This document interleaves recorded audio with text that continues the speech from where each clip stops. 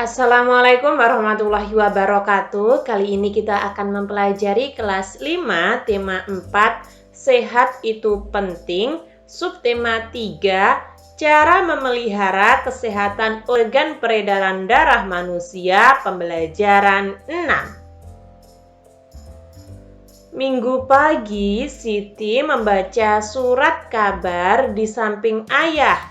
Siti dan ayahnya membaca surat kabar di teras rumah. Siti membaca berita terjadinya bencana banjir di sebuah desa salah satu wilayah Jawa Tengah. Siti merasa iba kepada korban banjir tersebut. Banjir pasti akan memengaruhi kesehatan masyarakat yang terkena. Siti bertanya kepada ayahnya tentang penyebab bencana banjir di daerah itu.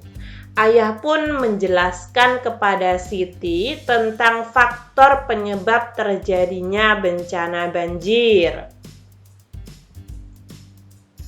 Coba kalian perhatikan, di sini ada gambar yang memprihatinkan. Yang pertama ada gambar hutan yang ditebangi atau pohon-pohon yang ditebangi. Gambar nomor 2 adalah tumpukan sampah. Nah, ini termasuk suatu bencana, akan mengakibatkan suatu bencana, banjir, tanah longsor. Nah, seperti itu.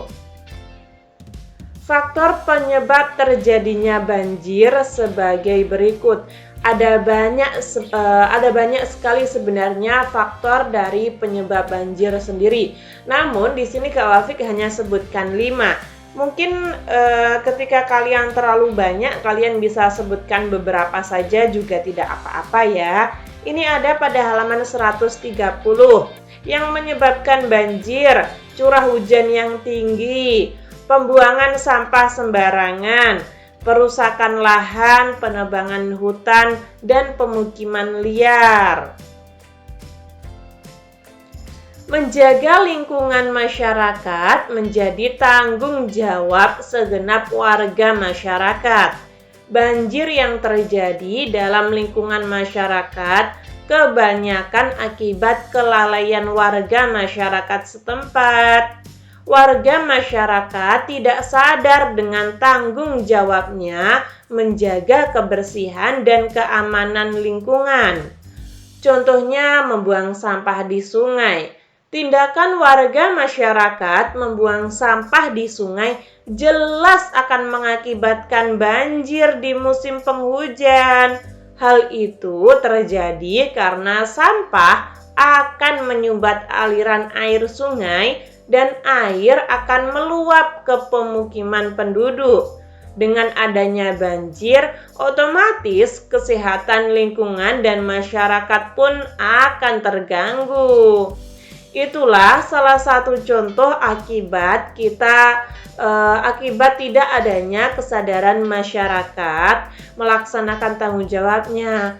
Oleh sebab itu, kita harus membenahi diri kita masing-masing. Apakah saya sudah melaksanakan tanggung jawab saya? Apakah saya sudah melaksanakan kewajiban saya? Nah, seperti itu.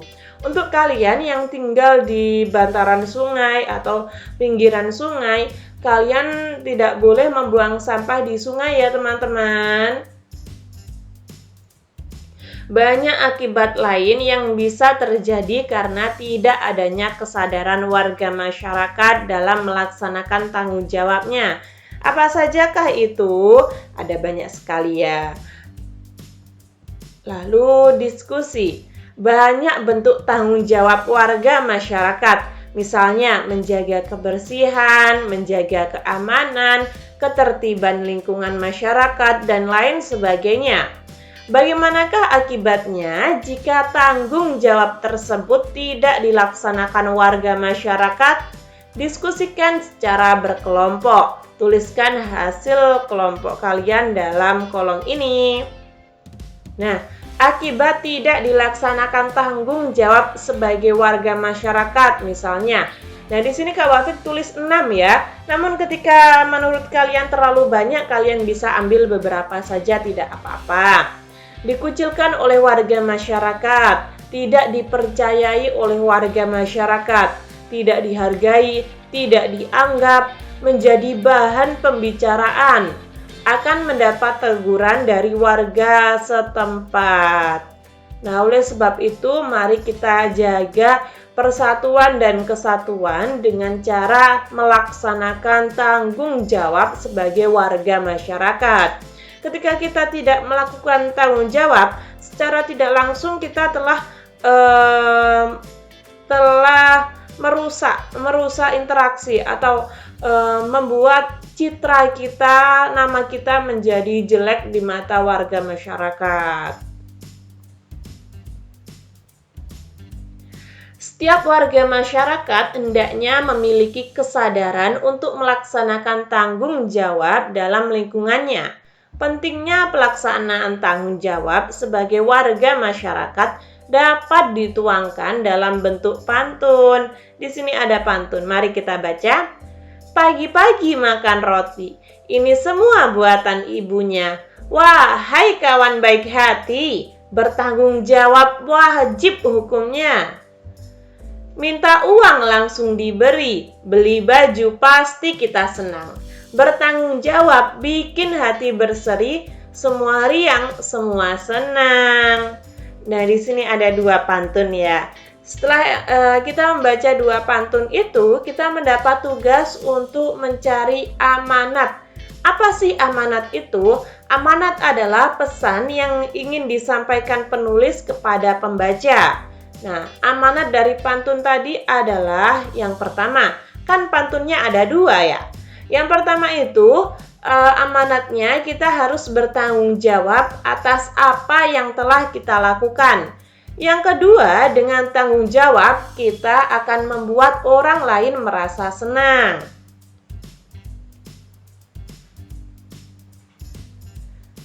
Nasihat tentang pentingnya melaksanakan tanggung jawab sebagai warga masyarakat selain dapat dituangkan melalui pantun, juga dapat dituangkan melalui gambar di samping. Coba kalian perhatikan, di sini ada gambar 2 orang laki-laki yang sedang menjaga kampung dengan cara siskampling atau mengamankan lingkungan tersebut, ronda malam. Nah, seperti itu. Gambar di samping menceritakan tentang pelaksanaan tanggung jawab warga masyarakat dalam menjaga keamanan lingkungan. Menjaga keamanan lingkungan dapat dilaksanakan melalui kegiatan siskampling secara bergantian. Buatlah gambar cerita dengan tema dengan berolahraga dan menjaga kebersihan lingkungan, kesehatan kita akan terjaga. Buatlah alur cerita sederhana, tentukan tokoh dan karakternya, lalu tentukan adegan gambar. Gambar cerita cukup 4 adegan saja. Buatlah gambar sebaik mungkin dan semenarik mungkin. Buatlah gambar cerita pada kertas karton, kumpulkan pada bapak atau ibu guru kalian. Nah, di sini kalian bebas ya, ingin membuat gambar apapun itu bebas sesuka hati kalian. Misalnya saja seperti Kak Wafik ini. Nah, di sini kan kita mendapat tugas untuk membuat 4 gambar cerita. Misalnya saja seperti ini alurnya. Suatu hari Andi membuang sampah sembarangan. Lalu dia juga enggan berolahraga. Andi lebih suka bermain HP daripada berolahraga.